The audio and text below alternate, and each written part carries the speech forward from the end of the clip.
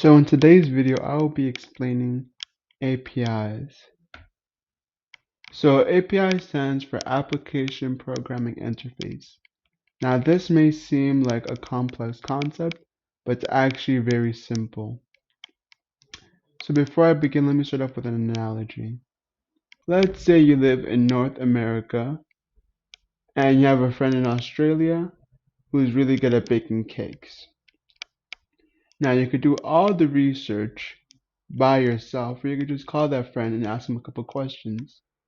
So you, who has no idea what's going on, will call your friend through a telephone in Australia and ask him all sorts of questions relating to cakes, because he's an expert.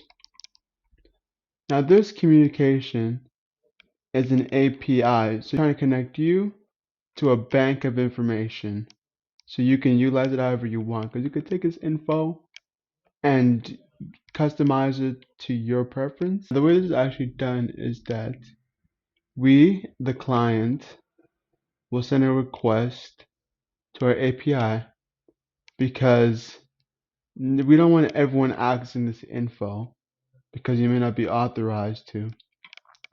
So once you access this info and you're allowed, you take it to the server, and then we take that info out, and it then is sent back to us as a response.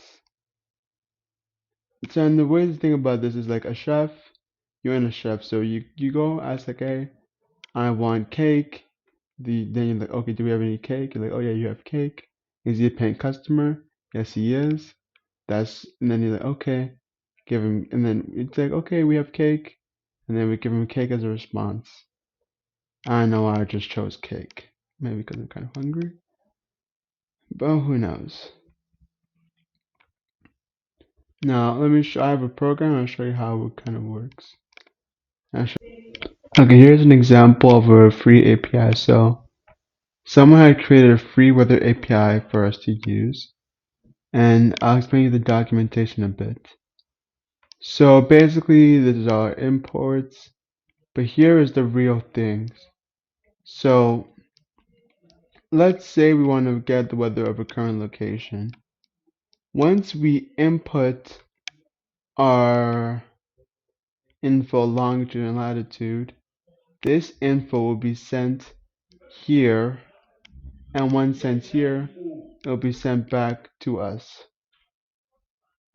And when it's sent back to us, we'll be able to collect all this info. Now to display the utilization of this, I have created a program utilizing this API. So now if we pick a city from Canada, let's just pick a random city, we can see it's sent to our API, and we can't see, but what's happening is that with this city, we have sent the corresponding longitude and latitude to the API. And once it sent that, we got back all the info that we wanted.